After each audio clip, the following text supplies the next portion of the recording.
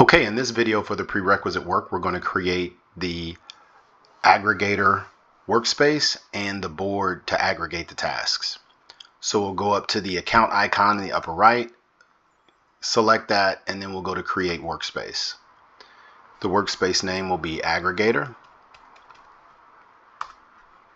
For the type, I'll just choose other. This is, you would choose a workspace type that goes with the theme of the types of boards and projects that you would put inside the workspace. And this is just a demo, so I'm going to put demo in for the description and click continue. I'm not going to worry about team members. Okay, so the board is created. You can create, the workspace is created. You can click down here on the create new board button down here, or you can select from the left pane. I'm going to use the left pane. I'm going to create a new board. The title will be overview. That's the name of the board that I'll use to aggregate everything.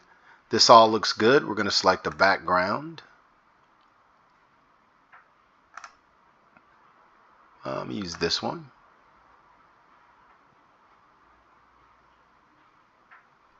And create. And now I have my overview board created. In the next video, we'll move forward to create the boards and lists that we'll need for the solution. See you in the next video.